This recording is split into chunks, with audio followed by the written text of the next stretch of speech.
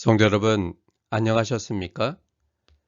오늘은 2020년 8월 8일 기쁘고 즐거운 안식일입니다. 쉼이 없는 인류를 위해 쉬게 하시고자 하시는 하나님의 모습이 잘 보여지는 이날입니다. 이 안식일을 통해 우리는 하나님이 나의 생명의 주인이시고 주님의 생명력을 통해서만 내가 존재한다는 사실을 다시금 새롭게 회복하는 생명의 귀한 날입니다. 이날 우리가 성령의 은혜 속에 하나님을 만나고 그 하나님의 은혜와 사랑 때문에 오늘 우리가 충만한 은혜 속에 들어가고 하나님의 주시고자 하시는 생명력을 통해 새로운 활력이 넘쳐지고 새로운 희망과 용기가 되는 그런 귀한 안식일이 되시기를 간절히 바랍니다. 첫 찬미는 찬미가 171장 예수는 나의 힘이요, 이 찬양을 함께 하겠습니다.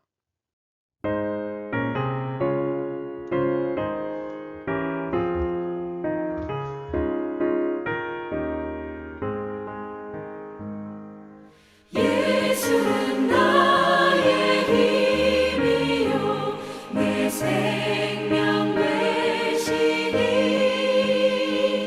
구주 예수 떠나 살면 죄 중에 빠지니 눈물이 앞을 가리고 내 맘에 근심 쌓일 때 위로하고 힘 주시리 주 예수. 예수는 나의 힘이요 내 친구 되시니 그 은혜를 간구하면 풍성히 받으리 햇빛과 비를 주시니 추수할 곡식 많도다 귀한 열매 주시느니 주 예수.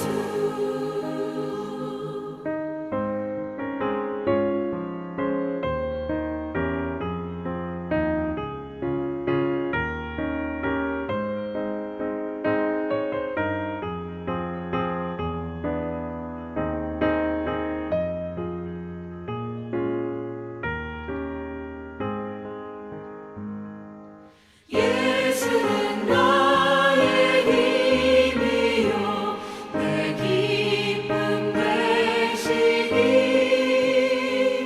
그 명령을 준행하여 늘 충성하겠네 주야로 보호하시며 바른 길 가게 하시니 의지하고 따라가리 주 예수. 예수는 나의 힘이요 내 소망 되시니 이 세상을 떠나갈 때 곧 영생 얻으리 한없는 복을 주시고 영원한 기쁨 주시니 나의 생명 나의 기쁨 주 예수.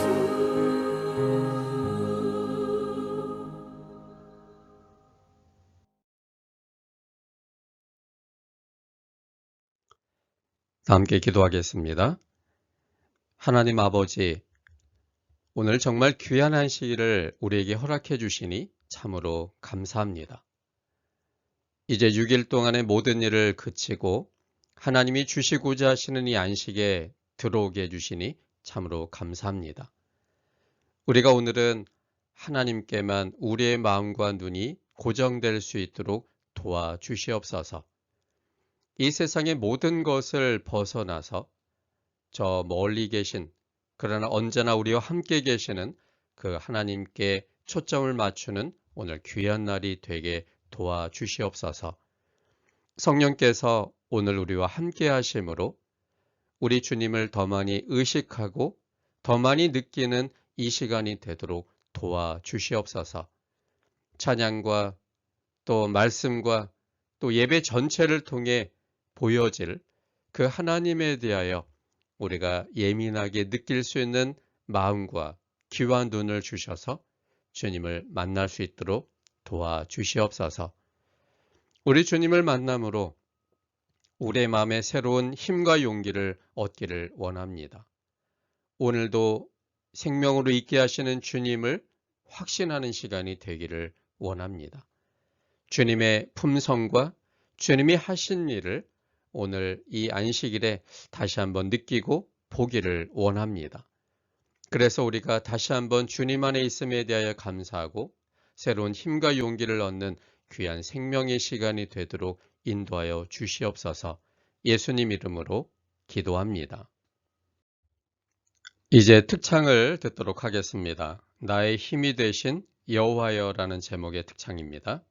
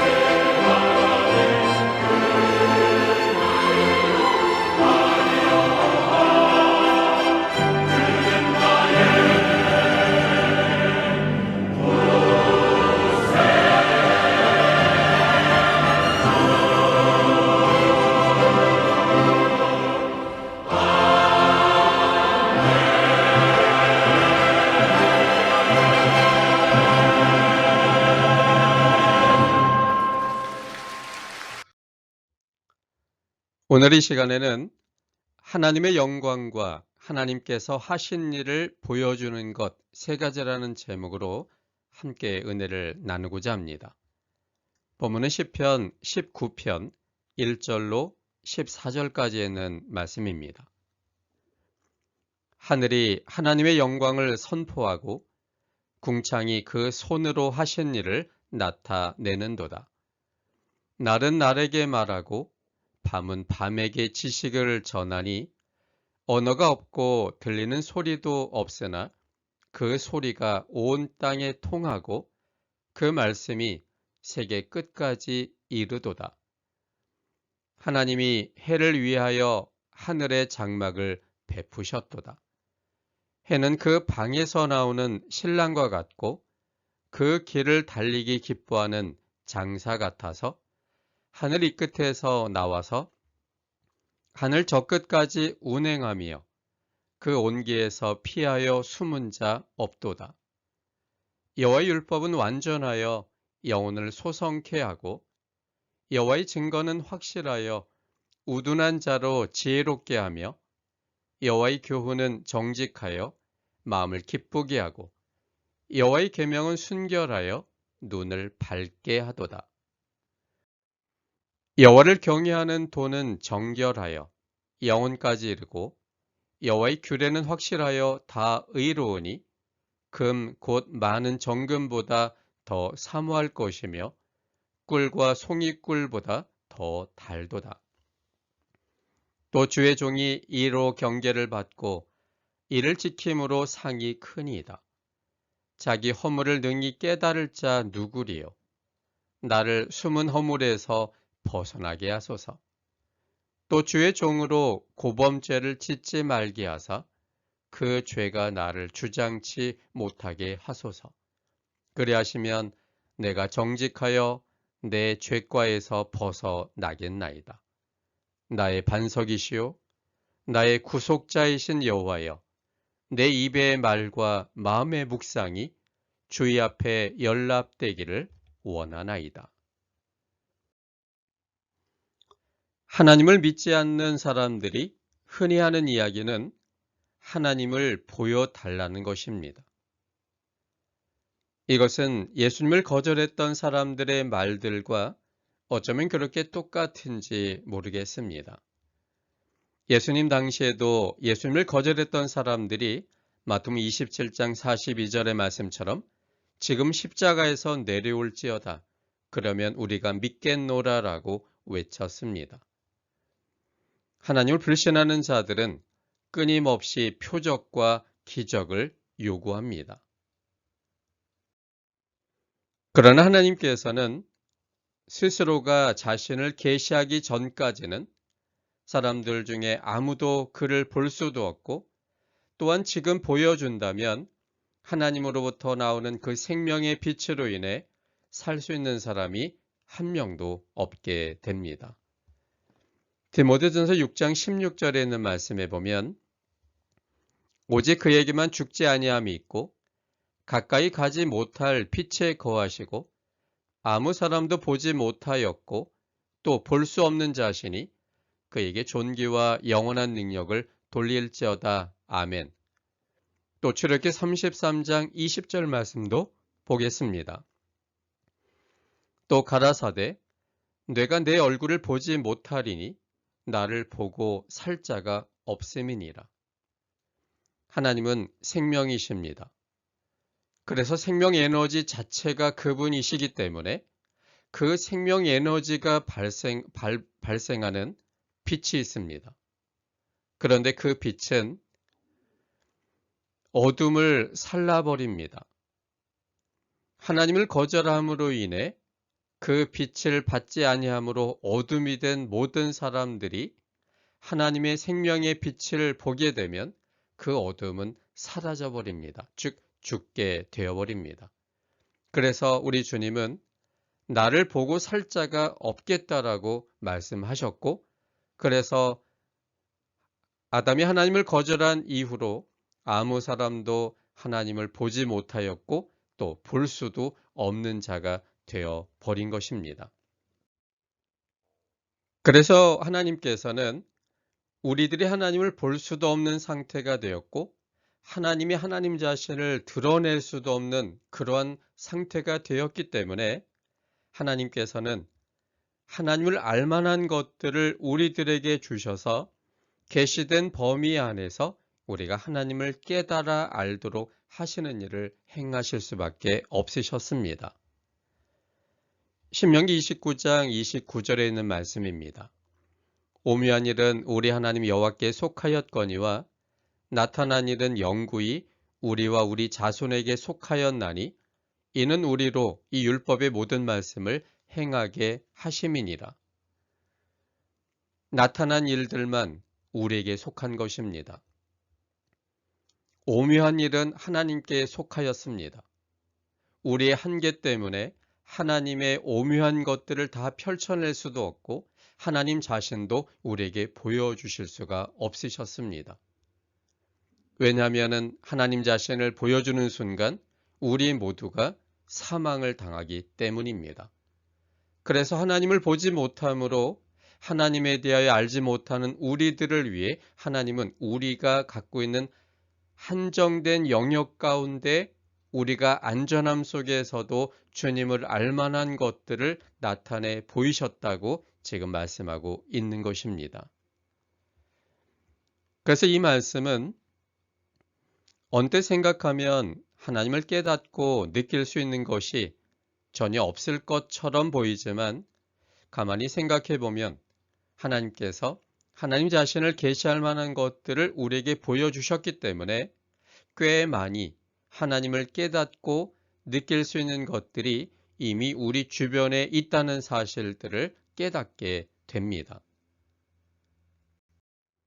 시편 19편은 하나님의 영광, 즉 하나님의 품성을 선포하고 하나님께서 하신 일을 보여주는 세 가지 것들을 통해서 하나님께서는 우리 눈에 지금 보이지 않고 느끼기 어렵지만 여전히 지금도 계시며 우주와 만물을 창조하신 분으로서 우주와 만물을 지탱하시고 돌보시는 하나님이심을 지금도 여전히 드러내고 있습니다. 다윗이 계시 속에서 표현한 그 시대에는 아직 깨닫지 못했던 사실들이 오늘날 과학이 상당히 많이 발전함으로 인해 우린 더욱더 넓고 깊게 하나님을 알 수 있는 것들을 알게 되었고 그걸 통해 하나님을 좀 더 명확하게 깨닫는 시점에 오게 됐습니다. 그래서 이 시간에는 하나님의 영광, 즉 하나님의 품성과 하나님께서 하신 일들을 보여줄 수 있는 이 세 가지의 것들을 통해 하나님이 누구신지를 또 하나님의 품성이 무엇인지를 하나님이 우리에게 어떤 존재인지를 분명히 깨닫는 그런 시간이 되고자 이 본문을 통해 이 부분들을 함께 살펴보고자 합니다. 첫째는 하늘과 궁창이 하나님의 영광과 하나님께서 하신 일을 보여줍니다. 본문은 1절로 4절입니다. 시편 19편 1절로 4절에 있는 말씀입니다. 하늘이 하나님의 영광을 선포하고 궁창이 그 손으로 하신 일을 나타내는도다. 날은 날에게 말하고 밤은 밤에게 지식을 전하니 언어가 없고 들리는 소리도 없으나 그 소리가 온 땅에 통하고 그 말씀이 세계 끝까지 이르도다. 하나님이 해를 위하여 하늘의 장막을 베푸셨도다. 이 말씀에 보면 하늘이 하나님의 영광을 선포하고 있고 궁창, 즉 이 대기권이 하나님이 그 손으로 하신 창조의 역사들을 나타내고 있다라고 말하고 있습니다. 그리고 2절로 4절까지의 말씀에 보면 그 하늘과 궁창을 통해 하나님이 하나님 되심을 보여주는 것들을 소개하고 있습니다. 본문은 서두부터 단도직입적으로 하늘이 하나님의 영광을 선포하고 궁창이 그 손으로 하신 일을 나타냈다라고 선언합니다. 그리고는 이 시편 19편을 쓴 다윗조차도 그 의미를 제대로 알지 못하는 내용들을 기록하고 있습니다. 즉 날은 날에게 말하고 밤은 밤에게 지식을 전하니 언어가 없고 들리는 소리도 없으나 그 소리가 온 땅에 통하고 그 말씀이 세계 끝까지 이르도다. 근데 이 말씀이 정말 하나님의 계시가 아니면 도저히 쓸 수 없는 내용을 다윗은 확신 속에서 기록하고 있습니다. 사람이 경험해 보지 못한 것을 진리로 확신 있게 기록했다는 점이 성경스럽게 만듭니다. 언어도 없고 들리는 소리도 없으나 그 소리가 온 땅에 통한다라고 기록하고 있습니다. 이게 정말 다윗 당시에는 이 부분을 이해하기가 너무나 어려웠을 겁니다. 언어도 없고 들리는 소리도 없지만 그 소리가 온 땅에 다 통한다는 이 말을 다윗이 썼지만 다윗조차도 이 의미가 무엇을 의미하는지 전혀 모를 것입니다.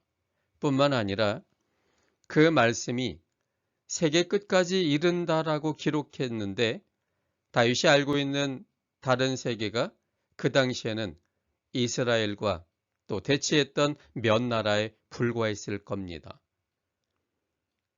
다윗 자신도 경험해보지 못한 온 지구를 한꺼번에 연결시킨다는 이 놀라운 일을 그가 경험적으로 이걸 기록한 것이 아니라 계시의 지혜를 통해 시로 옮겨 놓은 것입니다. 시편 19편 1절로 4절의 의미가 무엇인지를 많은 세월 동안 정확히는 알지 못했다가 최근에 과학의 발달로 이것이 참으로 진리라는 사실을 뒷받침하고 있습니다. 어떤 물건을 자르면 결국 마지막에는 원자가 나옵니다. 그 원자를 자르면 그 속에는 원자핵이 있고 그 원자핵 안에 양성자와 중성자가 있고 전자가 이 원자핵 주위를 돌고 있습니다. 그리고 그것을 더 자르면 쿼크라고 하는 것이 있는데 이 쿼크에 속도를 가하니까 빛이 되어버렸습니다. 하나님께서 첫째 날 빛이 있으라 하심에 있었던 그 빛이 바로 모든 물질의 기본 단위가 된다는 사실을 깨닫게 된 것입니다. 지금 보여지는 모든 물질의 기본 원료가 바로 빛이라는 사실입니다. 궁창의 원료도 역시 빛입니다. 그런데 궁창이 말을 한다고 성경은 기록되어 있습니다. 2절에 보면 궁창이 날은 날에게 말하고 밤은 밤에게 지식을 전한다 이렇게 기록하고 있습니다. 빛 중에서 소리내는 파장이 따로 있는데 그것을 헤르츠라고 합니다. 휴대전화로 전화를 할 수 있는 이유는 바로 이 빛 때문에 가능합니다. 빛이 없다면 이 휴대전화로 상대방에게 전화할 수가 없습니다. 그리고 방송으로 우리가 TV를 시청하지 않습니까? 이 방송으로 TV를 시청하는 건 역시 빛 때문에 가능한 것입니다. 또한 지식을 전한다고 이 다윗이 기록했는데 이 지식 전하는 것 결국은 인터넷, 팩스 이런 걸 통해 지구 반대편에 있는 사람들에게 전달되지 않습니까? 이 모든 것을 가능케 하는 것이 바로 빛으로 인해서 전달되는 겁니다. 우리가 지금 볼 수 있는 빛의 색은 빨강, 주황색, 노란색, 초록색, 파란색, 남색, 보라색입니다. 이것을 우리가 볼 수 있는 이 빛의 색이라고 말해서 가시광선이라고 부릅니다. 우리가 볼 수 있는 영역인 이 7가지의 색깔이 있는데 이것보다 그 파장이 더 큰, 즉 빨간색이 가장 큰 파장인데 이것보다 더 커서 우리가 볼 수 없는 그 색이 적외선이고 가장 작은 파장인 이 보라색보다 더 작은 파장을 우린 자외선이라고 부릅니다. 이 적외선과 자외선은 우리가 볼 수 있는 색이 아니지요. 우리가 볼 수 있는 영역인 이 가시광선 가운데 있는 색깔만 우리에게 보여지고 있고, 또 이러한 것들을 통해 우리는 이 지식과 또 날이 날에게 말하고 밤이 밤에게 지식을 전하는 이러한 의미로 휴대전화 그리고 TV 보는 것, 이 모든 것들이 바로 이 빛의 파장을 통해서 우리가 휴대전화도 할 수 있고 방송을 볼 수 있다고 하는 것을 깨닫게 됩니다. 근데 휴대전화도 없었고 TV도 없었던, 또 인터넷도 없고 팩스도 없는 다윗 당시에 다윗이 어떻게 이런 말씀을 할 수 있었을까요?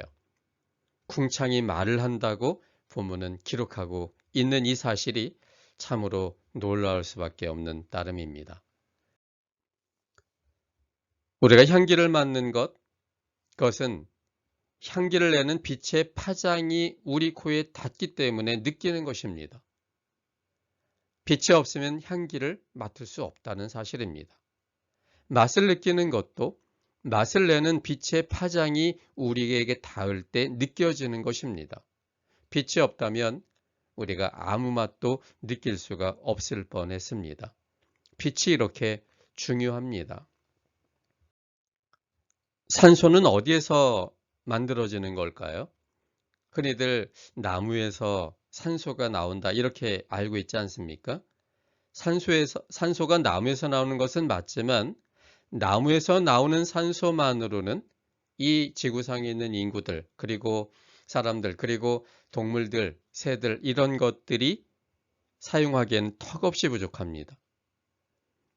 더 많은 산소가 어디에서 나오냐면 공중, 즉 궁창에 떠 있는 수증기에 적외선이 비치면 산소는 끌어올라가고 산소는 내려옵니다.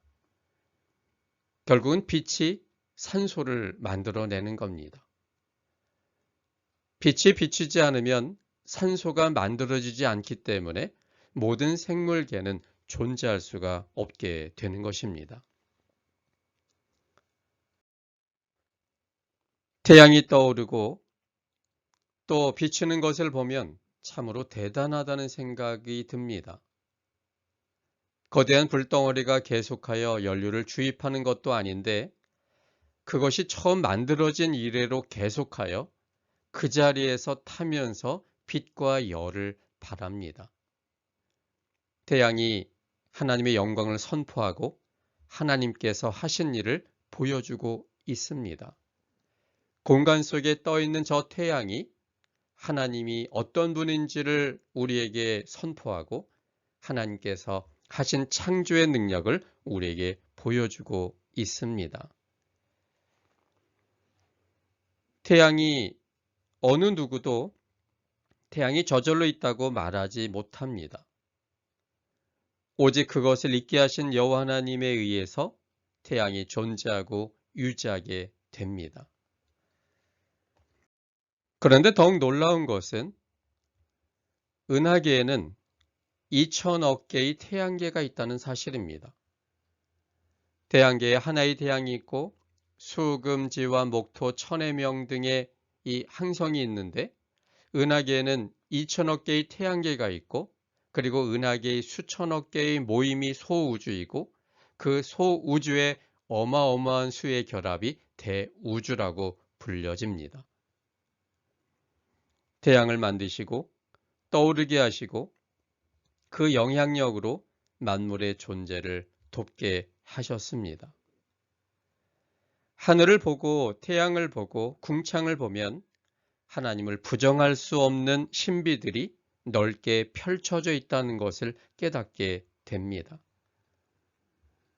지금 우리가 보고 있는 저 하늘, 그리고 태양, 그리고 숨쉬는 이 산소, 그리고 휴대전화를 이용할 때, 그리고 텔레비전을 시청할 때, 인터넷을 사용할 때, 팩스를 보낼 때, 이 모든 것들이 가능한 것이 바로 하나님의 이 창조물들 때문이고, 그리고 이 모든 것들을 만드신 하나님이 만드셨고 유지하셨기 때문에 가능하다는 것을 우리가 깨닫게 되는 겁니다.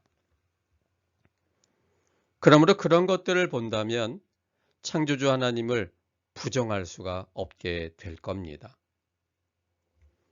우리가 피곤하고 힘들 때 하늘의 태양과 궁창을 바라보시기를 바랍니다. 우리의 삶이 녹록치 못하고 불안정해 보이고 불안하고 미래가 불투명해서 어찌해야 될까라고 고민 속에 놓여진다면 우리가 다시 한번 하늘의 태양과 이 넓은 하늘을 쳐다보게 되기를 바랍니다. 그것들을 있게 하신 하나님께서 그것들을 통해 볼 수 있게 되고 그 하나님이 우리를 만드셨으며 우리의 미래를 책임진다는 확신을 갖게 될 겁니다. 여러 가지 이유로 인해 우리의 마음이 우울하지 않으십니까? 어떤 장로님과 얼마 전에 대화를 나눴는데 그 장로님 말씀이 요즘 화딱지가 난다라고 말씀하셨습니다. 사람도 만나지 못하고 예배도 못하고 집에만 주로 많은 시간을 보내게 되니까 그 모든 것들을 생각하니까 이 마음속에 화딱지가 난다라고 그렇게 말씀하셨습니다. 비단 그 장로님뿐만 아니라 많은 교우들이 또 많은 이웃들이 마음속에 뭔가 모를 고독감과 우울함과 분노가 있을 것입니다.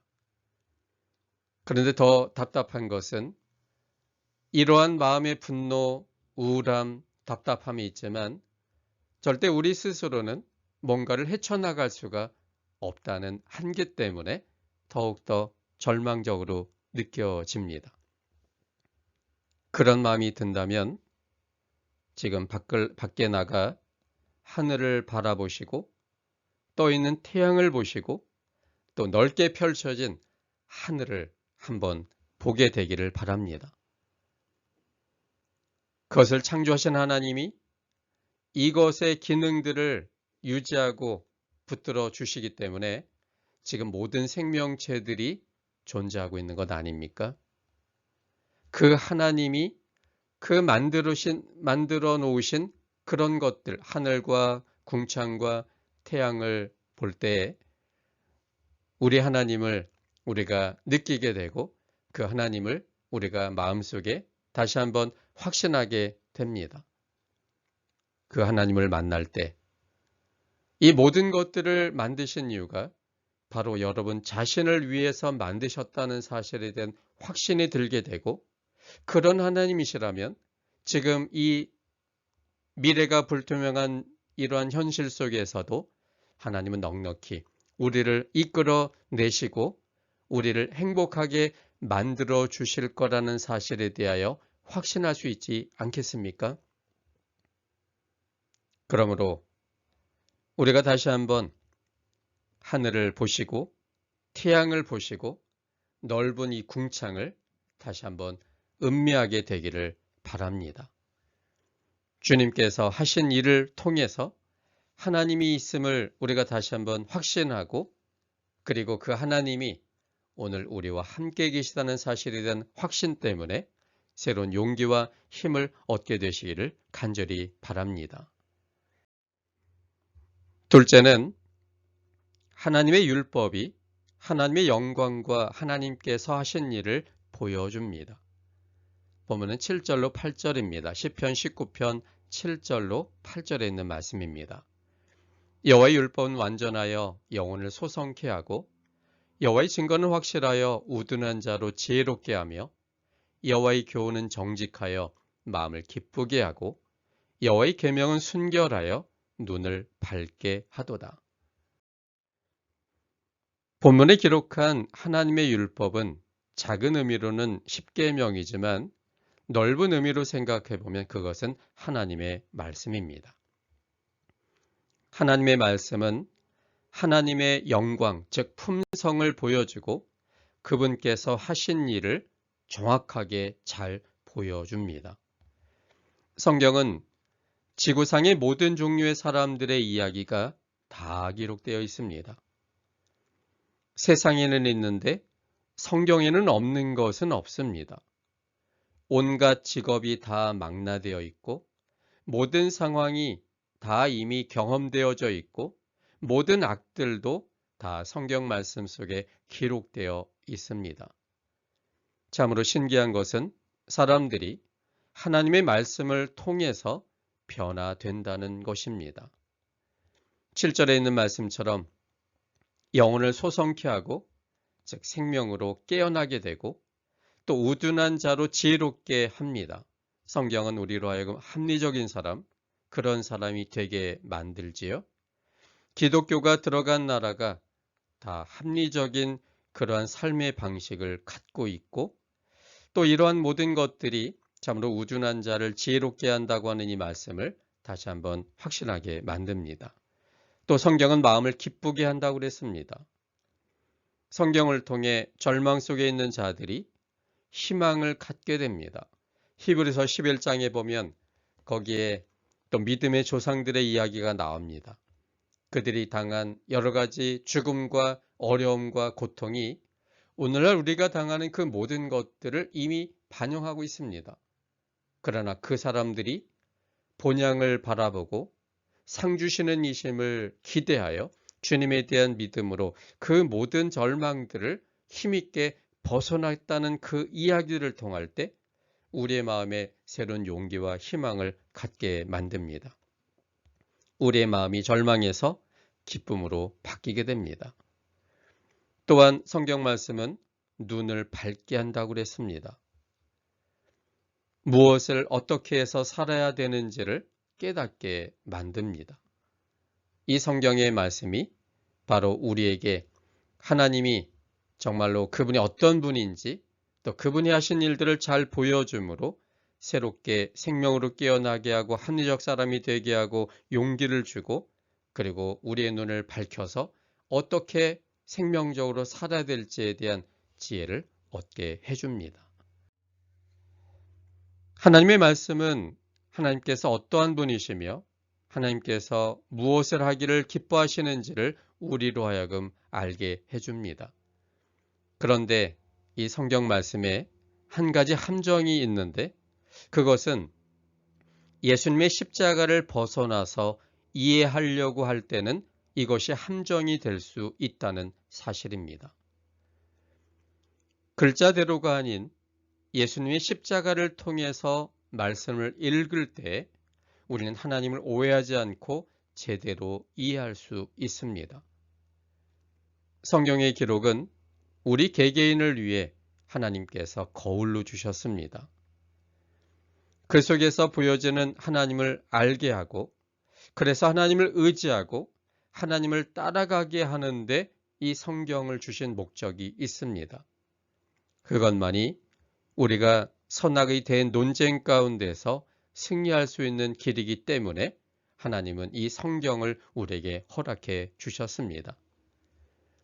성경은 깨달아질수록 더욱 맛이 있게 됩니다. 보통 이 책은 한 번 읽고 두 번째 읽을 때는 벌써 식상해 버리는데 성경은 읽으면 읽을수록 그 맛을 더 깊게 느낍니다. 그래서 다윗은 그 맛을 꿀과 송이꿀보다 더 달달하고 표현했습니다. 하나님의 말씀을 떠나서는 하나님을 제대로 알 수가 없습니다. 표적이나 드러난 천연계를 통해 하나님을 알기 시작했다면 이제 그 다음 순서는 하나님을 가장 잘 드러내고 있는 하나님 말씀 속에서 하나님을 아는 경험이 필요합니다. 이 경험은 그 무엇보다도 하나님을 잘 알고 하나님께서 하신 일을 바르게 알 수 있는 중요한 일입니다. 성경 속에서 하나님의 영광을 보고 하나님이 하신 일로 인해 용기를 갖게 되시기를 바랍니다.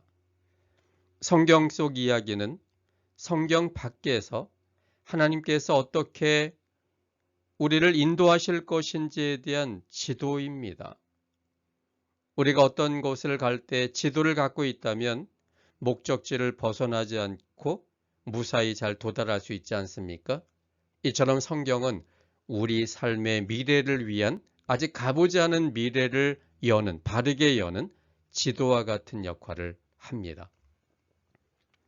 성경이 지도가 되는 이유는 성경 속에 보여지는 그 하나님 때문입니다.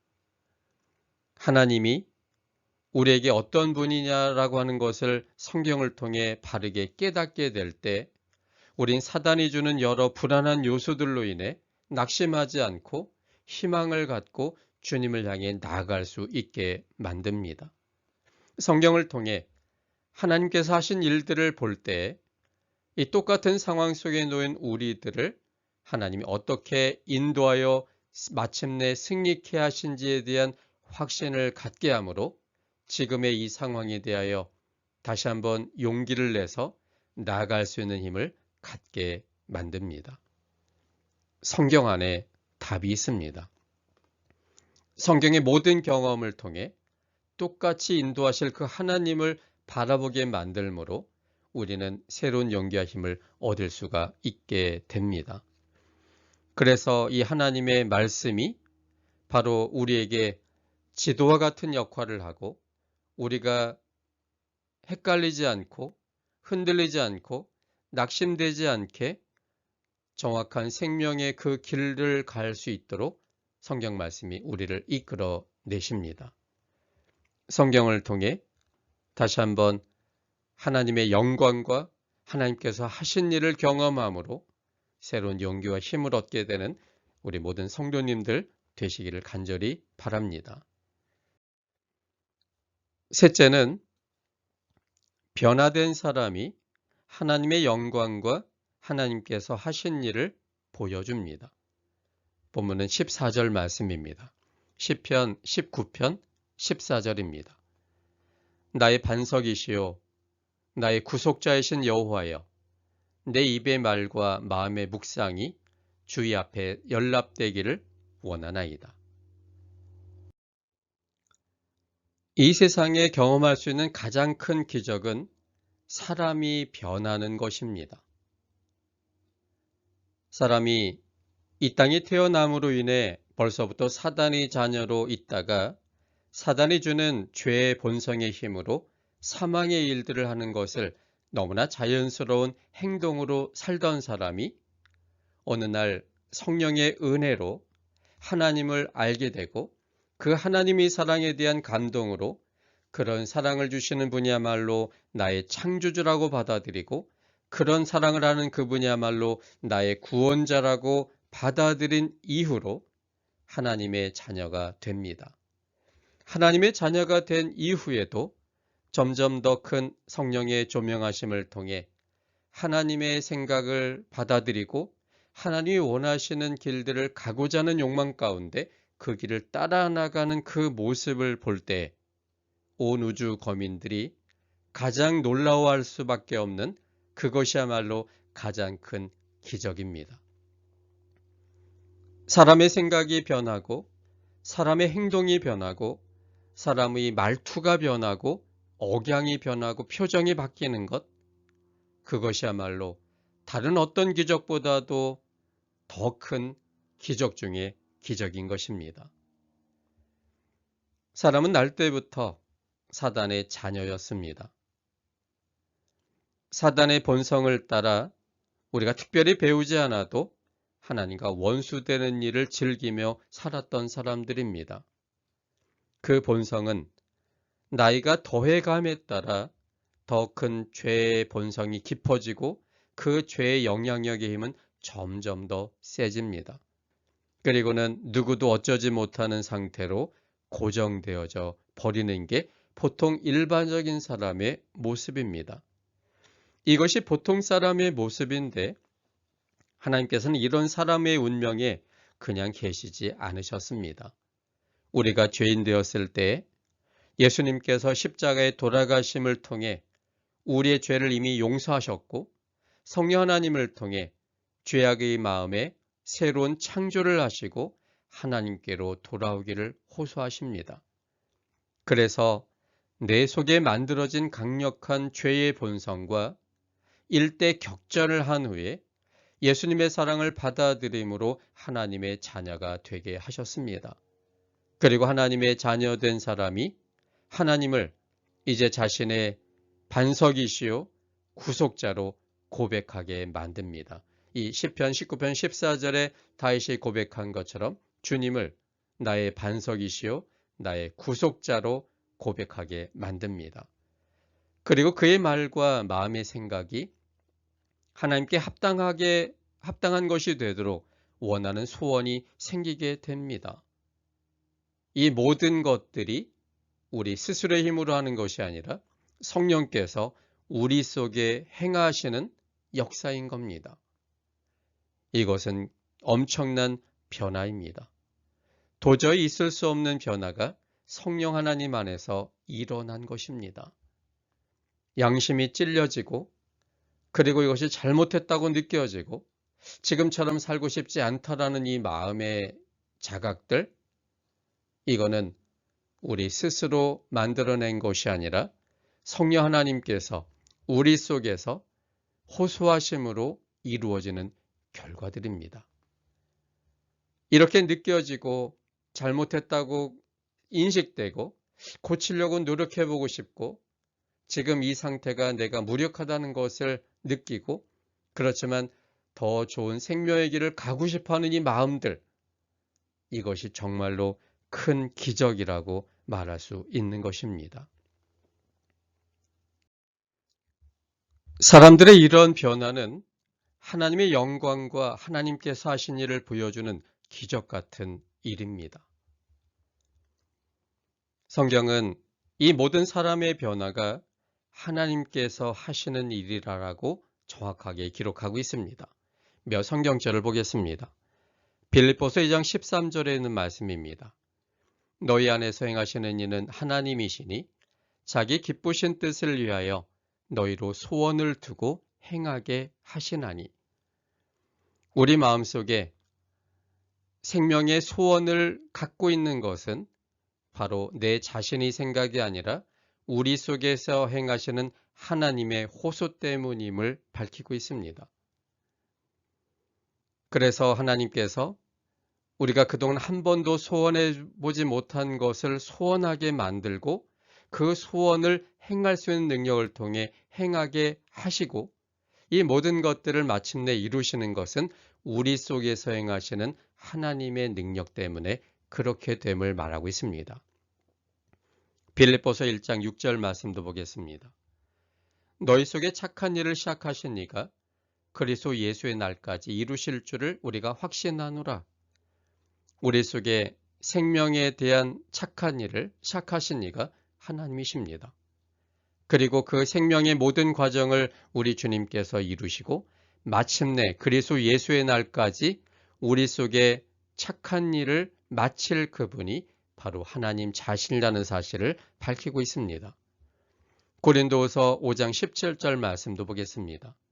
그런즉 누구든지 그리스도 안에 있으면 새로운 피조물이라.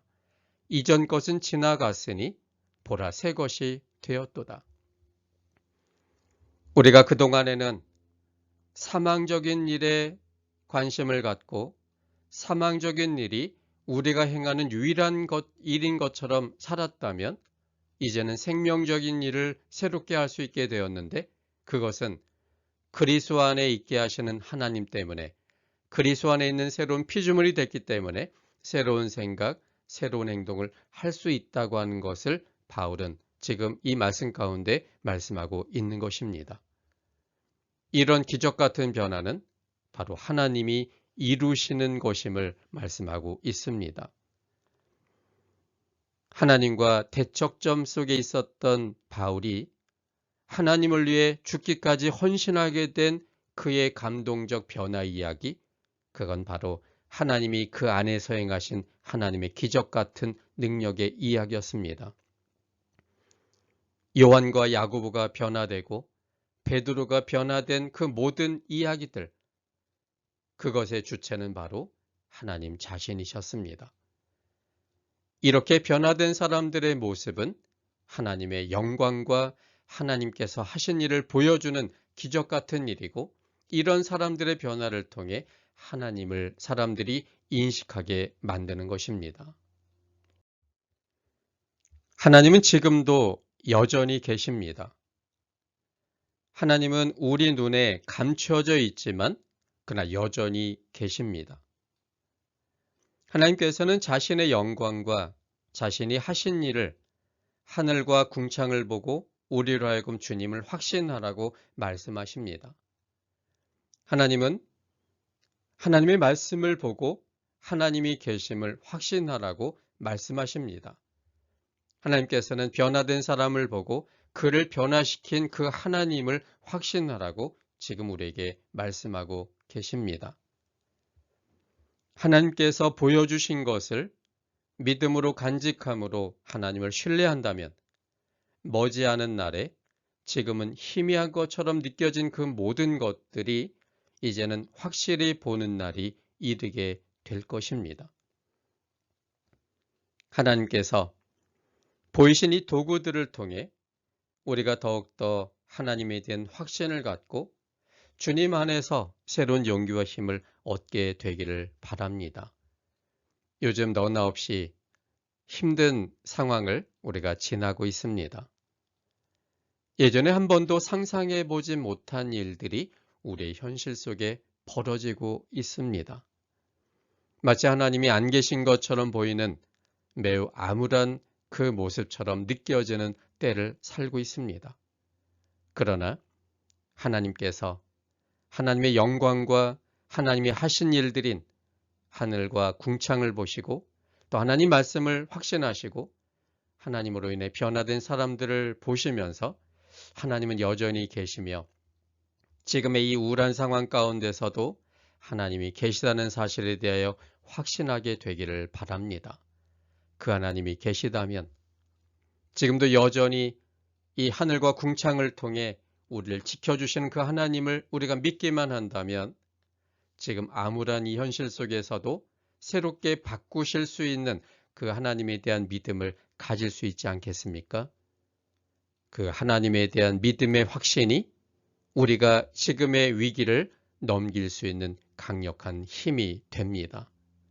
그 하나님이 여전히 함께 계시며 여전히 존재하시고 우리의 미래를 펼쳐주실 거라는 믿음으로 다시 한번 크게 용기를 갖는 우리 모든 성도님들 되시기를 바라면서 오늘 말씀을 마치겠습니다.